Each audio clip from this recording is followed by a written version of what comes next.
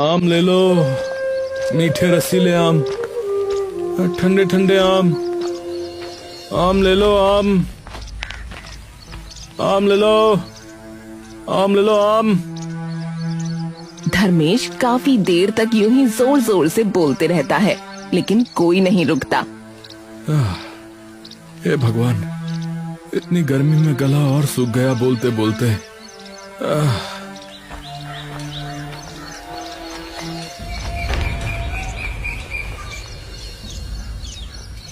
है तो सही, पर कितने के दिए भाई? 120 रुपए किलो है। अबे दिमाग खराब है क्या? वे इतने महंगे? 50 दूंगा बस, वरना बाजार में तो इससे सस्ते और इससे अच्छे मिल जाएंगे। भैया बाजार में यही रेट चल रहा है आजकल। मैं 50 के अगर दूंगा तो मुझे कुछ भी नहीं बचेगा। ठीक है भाई ठीक है, ऐसी कोई जरूरत थोड़ी है, इतने महंगे मैं तुमसे ही लेकर जाऊं तो कहीं और से ले लूंगा ना। वो वहाँ से चला जाता है और एक बार फिर से धर्मेश निराश होकर अपना सर झुका लेता है।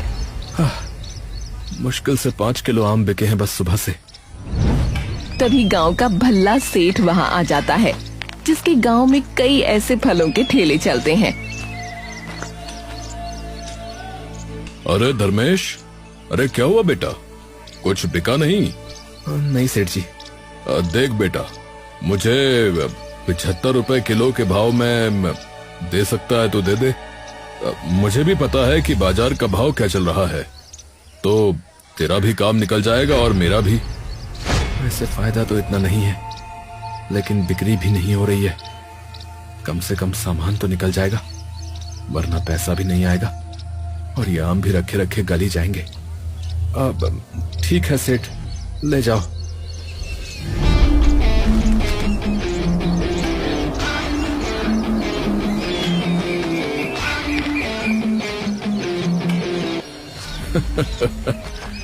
गरीब इंसान हरकतों से ही गरीब होता है, नादान बुद्धि कहीं का। धर्मेश अपने घर वापस जा ही रहा होता है।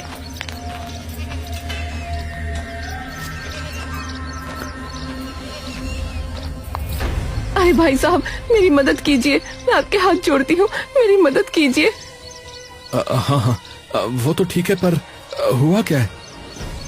भाई साहब, मेरे पति की बहुत ज्यादा तबीयत खराब हो गई है और मेरे पास बिल्कुल भी पैसे नहीं है उन्हें अस्पताल लेकर जाने के लिए, और अगर उन्हें अस्पताल लेकर नहीं गई तो उन्हें कहीं कुछ हो ना जाए। अरे बाप रे, चलिए पहले उन्हें अस्पताल लेकर चलते हैं, कहीं तबीयत ज्यादा न बिगड़ जाए।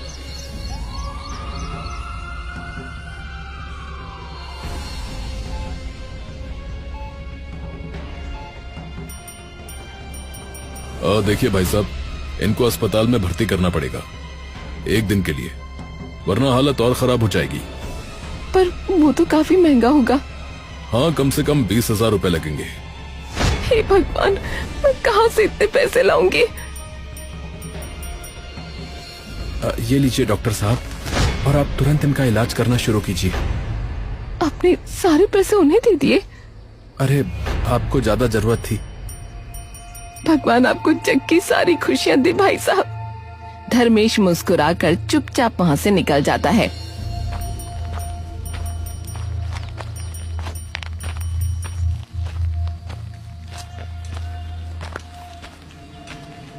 आ गए आप? हाँ हाँ। जैसे ही मालती देखती है कि धर्मेश के हाथ में एक भी आम नहीं है, तभी उसके चेहरे पर एक बड़ी सी मुस्कान आ जाती है। धर्मेश कुछ देर तक मालती की ओर देखता रहता है और फिर उसे सारी बात बता देता है, जिसे सुनकर मालती अपना सर झुका लेती है। देखिए, मैं जानती हूँ कि मन दयालु होना चाहिए, लेकिन आप हमारे बारे में तो सोचिए। आम की बिक्री जरा भी नहीं हो रही है और जो पैसे हैं वो भी धीरे धीरे खत्म होते जा रहे हैं। मालती, भगवान भी उन्हीं की मदद करता है जिनका मन एकदम साफ होता है। पर अगर ऐसे ही चलता रहा तो हम तो भूखे मर जाएंगे ना। अरे भाग्यवान, कुछ नहीं होगा, चिंता मत करो। आज नहीं हुई तो क्या हुआ, कल बिक्री हो जाएगी। अगले दिन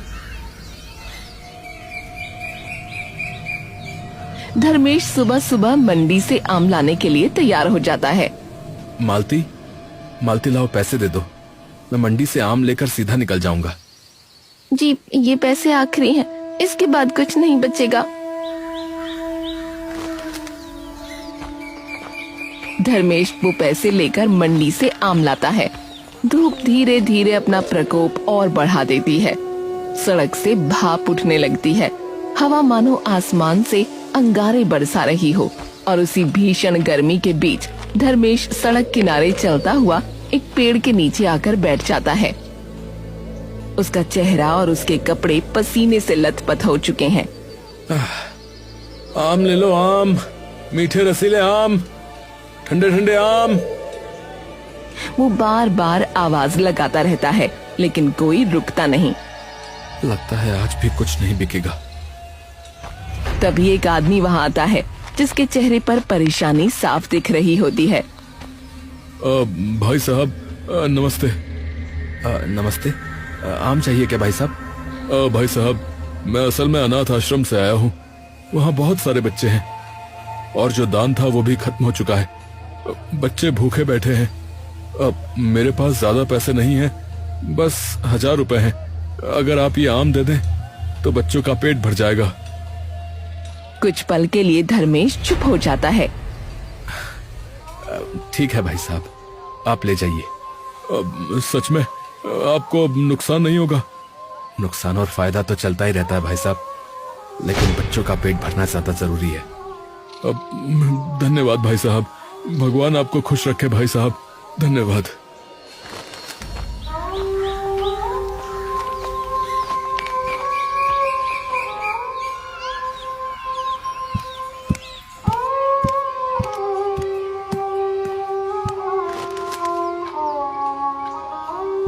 आ गए आप, आज तो जल्दी आ गए। आज बिके आम। धर्मेश कुछ देर तक उसकी तरफ देखता है, फिर धीरे धीरे सारी बात बता देता है। ये सुनते ही मालती का चेहरा उतर जाता है और क्रोध की हल्की सी झलक उसके चेहरे पर उतर आती है। मतलब फिर से वही किया आपने? फिर से किसी को सस्ते में दिया है सारे आम? 1000 रुपए मिले हैं। 1000 रुपए? इतने में क्या होगा? 2 दिन भी नहीं चलेंगे ये पैसे। आप हर बार यही करते हैं, किसी को पैसे दिलाते हैं, किसी को आम। हमारे बारे में कब सोचेंगे आप? उनके बच्चे भूखे थे मालती। और हम क्या हैं? हम भूखे नहीं हैं क्या? अरे भगवान सब देख रहे हैं। भगवान आकर खाना देगा क्या? हमारा पेट तो हमें ही भरना पड़ेगा ना। अगर नियत साफ हो तो भगवान रास्ता जरूर निकालते हैं मालती। सारी उम्मीद भगवान पर रखोगे तो शायद मेरी उम्मीद आपसे छूट जाएगी किसी दिन। मालती गुस्से में अपना मुंह फेर लेती है।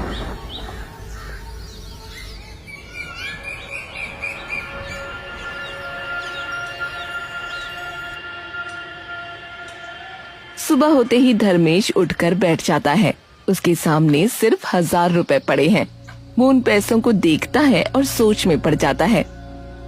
इन पैसों से या तो घर का राशन आएगा या आम। और अगर आम लाए तो आज भी नहीं बिके तो? धर्मेश चुपचाप मालती की ओर देखता रहता है। तो आज तो सच में भूखा सोना पड़ेगा। पर आपको उससे भला क्यों फर्क पड़ेगा? आपको तो दूसरों की तबीयत, दूसरों के पेट की चिंता है, हमारी नहीं। भगवान ने अगर आज खाली सुलाया है तो कल पूरा घर भी भरेंगे भगवान, क्योंकि कोई और शायद ना देख रहा हो, पर भगवान ऊपर बैठ के जरूर हमें देख रहे हैं। धर्मेश इतना कहकर घर से सीधा मंडी की ओर आम खरीदने निकल जाता है।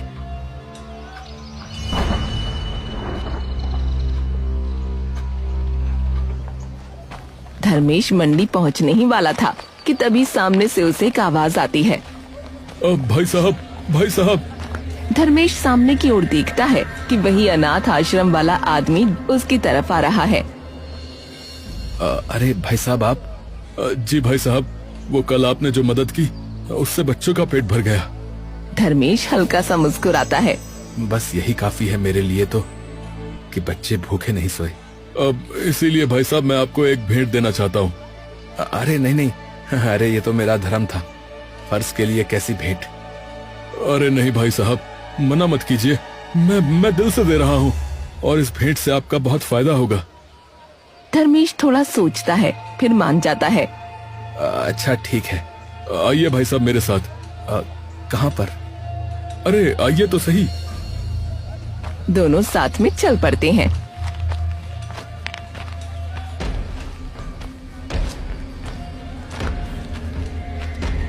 कुछ दूर चलने के बाद धर्मेश की नजर सामने पड़ती है और वो अचानक रुक जाता है। उसकी आंखें हैरानी से फैल जाती हैं। उसके सामने एक बड़ा सा सफेद घोड़ा खड़ा होता है, जिसकी चमक धूप से भी सुनहरी लग रही होती है। ये क्या है भाई साहब? भाई साहब, ये मेरी तरफ से आपको भेंट है। धर्मेश बस उस घोड़े को देखता रह जाता है और धीरे धीरे उस घोड़े की तरफ चल देता है। ये तो मानो ऐसा है जैसे किसी देवता का वाहन।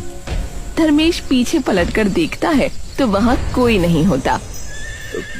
भाई साहब, वो इधर उधर खूब ढूंढता है, लेकिन धर्मेश को वो आदमी कहीं भी नहीं मिलता, मानो वो हवा में कहीं गायब हो गया हो। धर्मेश फिर से उस घोड़े की ओर देखता है। इतना सुंदर घोड़ा मैंने आज तक नहीं देखा। धर्मेश जैसे ही उसके पास जाता है, घोड़ा हल्का हिनहिनाता है। आज से तुम्हारा नाम होगा नूर। और फिर धर्मेश के साथ चल पड़ता है।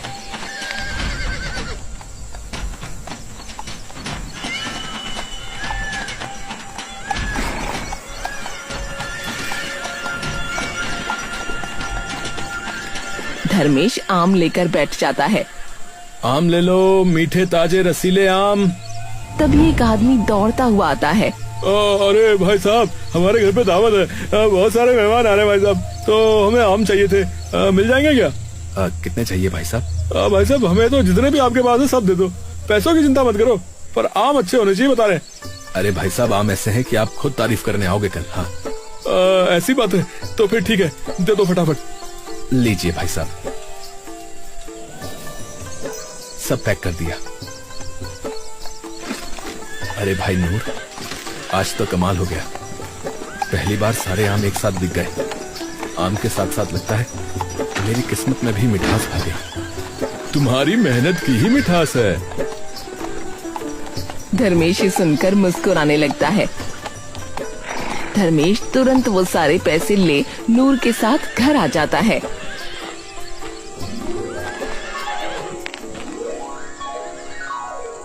धर्मेश कुछ नहीं कहता, बस चुपचाप अपनी जेब से एक मोटी नोटों की गड्डी निकाल कर रख देता है। मालती अभी भी यकीन नहीं कर पा रही थी।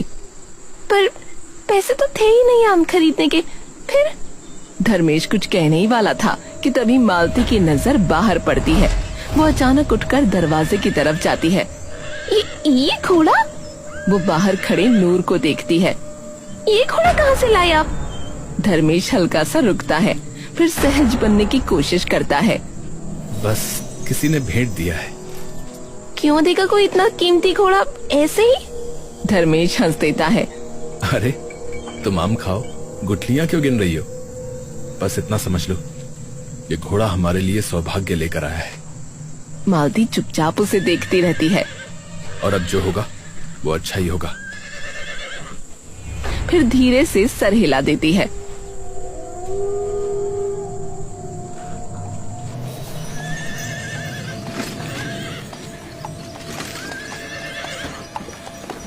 अगले ही दिन से धर्मेश के आम पूरे गांव में चर्चा का विषय बन जाते हैं। लोग बाकी की दुकानें और रेड़ियां छोड़कर सिर्फ उसी के पास आने लगते हैं। अरे भैया, मुझे भी 2 किलो दे दो जरा, बहुत बढ़िया आम है तुम्हारा। और मेरे लिए जो है 5 किलो पैक कर देना भैया, 5 किलो है। अरे भैया, मेरा पहले कर दो, कहीं खत्म ना हो जाए आम फिर। धर्मेश मुस्कुराते हुए सबको आम देता जाता है। कुछ ही देर में सारे आम बिक जाते हैं। कुछ ही महीनों में धर्मेश का धंधा इतना चल पड़ता है कि वो 5 नई आम की रेड़ियां खोल लेता है। अब दूर दूर के गांवों से भी लोग उसी के आम खरीदने आते हैं। अरे नूर, अरे ये खाओ, ताजी ताजी हरी भरी घास। अरे वाह, अगर कुछ और खाना हो तो अभी बताओ, लेके आता हूँ भाग के। अरे नहीं नहीं, ये सब कुछ तुम्हारा दिया हुआ है नूर। मुझे तो समझ में नहीं आता कि मैं तुम्हें कैसे धन्यवाद बोलूं। अरे भाई, तुम हर रोज मेरी सेवा करते हो, उससे बड़ा धन्यवाद क्या ही होगा। अब जाओ सो जाओ, सुबह फिर आम लेने भी चलना है। ठीक है। धर्मेश और नूर बिल्कुल खुश थे।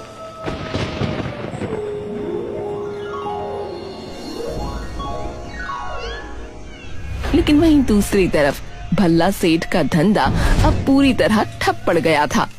उसकी एक भी रेड़ी पर ग्राहक नहीं आता। अरे ये कैसे हो गया? एक भी ग्राहक नहीं। धीरे धीरे धंधा इतना ठप कैसे पड़ गया भाई?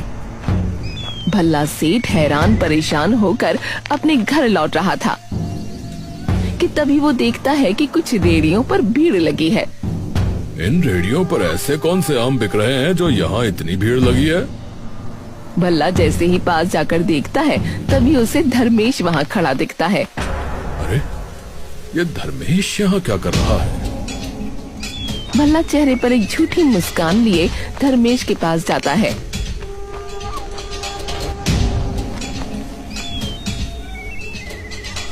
अरे धर्मेश, ये सब क्या हो रहा है भाई? हैं? और ये किसकी रेडियां हैं? मेरी ही है भाई, कुछ दिनों पहले मैंने ही खोली है। ये सुनते ही भल्ला चुप हो जाता है और वहाँ से उल्टे कदम वापस चल पड़ता है। ये एकदम से इतना रईस कैसे हो गया? कुछ महीने पहले तक तो पेड़ के नीचे बैठता था टोकरी लेकर, और आज 5-5 रेडियां। कुछ तो बात है, देखना पड़ेगा इसको। हाँ। भल्ला सेठ वहीं दूर खड़ा धर्मेश को देखने लगता है और जैसे ही शाम ढलती है तो धर्मेश अपना काम खत्म करके घर की ओर चल पड़ता है। लेकिन सेठ भी धीरे धीरे दूरी बनाकर उसका पीछा करने लगता है।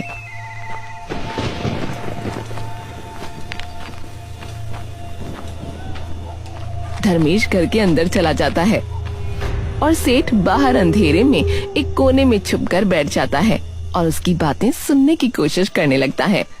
धर्मेश काफी सारे पैसे निकालकर मालती के हाथ में रखता है। एक बात बताइए, ये सब हो कैसे रहा है और आप मुझे बता क्यों नहीं रहे हो? अरे सब भगवान की कृपा है। नहीं, मुझे सच्चाई जाननी है। मैं आपकी पत्नी हूँ, आपकी जीवन साथी। आपने वचन दिया था, खुशी हो या दुख मुझसे कुछ नहीं छुपाओगे। धर्मेश चुप हो जाता है। उसकी आंखों में दुविधा छा जाती है। क्या मेरा इतना भी हक नहीं है कि मैं जान सकूं कि हमारा घर कैसे चल रहा है? ठीक है, सुनो।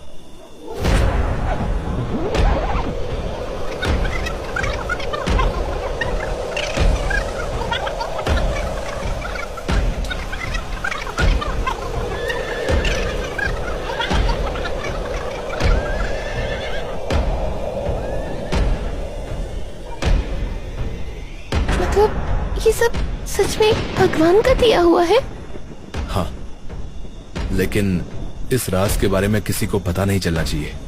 मालती सिर हिला देती है, लेकिन बाहर अंधेरे में छुपा भल्ला सेठ ये सब सुन लेता है। ओह, तो ये बात है, मतलब असली खेल उस घोड़े का है। भल्ला सेठ अपने आंगन में खड़ा कुछ गुंडों से धीरे धीरे बात कर रहा होता है। अरे सुनो, धर्मेश के घर जाना और वो घोड़ा चुपचाप खोल कर ले आना, समझे? किसी को भी भनक नहीं लगनी चाहिए, समझे कि नहीं? समझ गए सेठ जी, काम हो जाएगा। और सीधा मेरे पास लेकर आना। आज के बाद वो घोड़ा मेरा होगा। दोनों गुंडे दबे पांव धर्मेश के घर के बाहर आकर खड़े हो जाते हैं। इधर उधर देखते हैं। हाँ भाई, ये भाई सब सो गए भाई, अब कोई नहीं आएगा, चलो। हाँ ठीक है, चल फिर।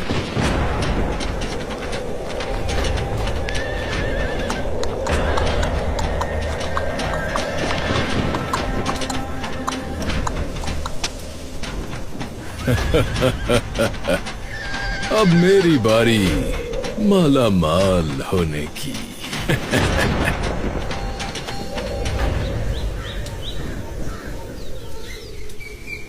सूरज की पहली किरण के साथ ही सेठ तैयार नूर के सामने खड़ा हो जाता है।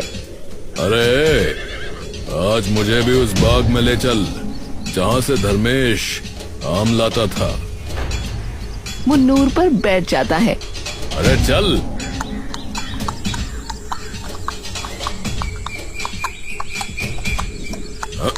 अरे अरे अरे ये क्या कर रहा है? अरे नूर अचानक पूरी ताकत से दौड़ पड़ता है सीधा जंगल की ओर। अरे अरे रुक जा। अरे यहाँ कुछ दिख नहीं रहा है। अरे लेकिन नूर बिना रुके एक लंबी छलांग लगाता है और झाड़ियों के पार निकल जाता है। ये कैसा बाग है? चलो मुझे क्या, मुझे तो आम मिल रहे हैं। और वापस चल पड़ता है।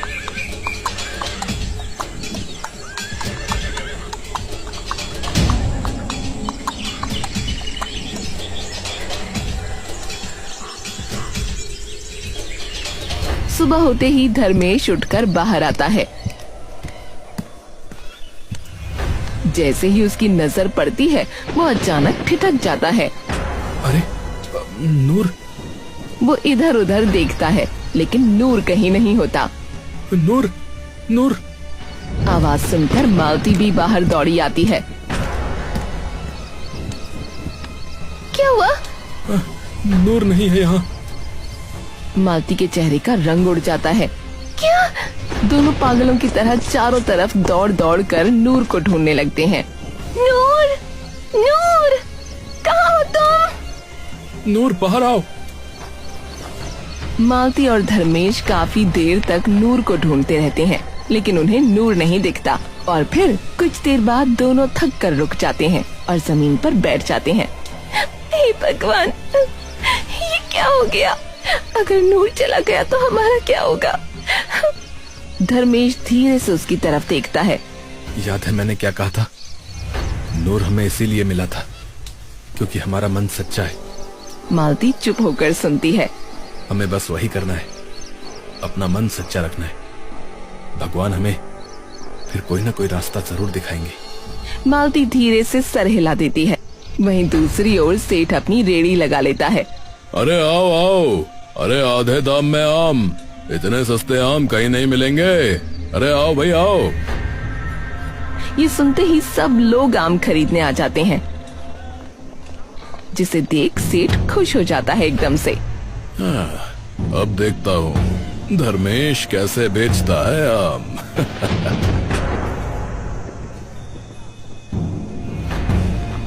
भल्ला सेठ जब वापस अपने घर जा रहा होता है तभी कई सारे लोगों की भीड़ आकर उसे घेर लेती है।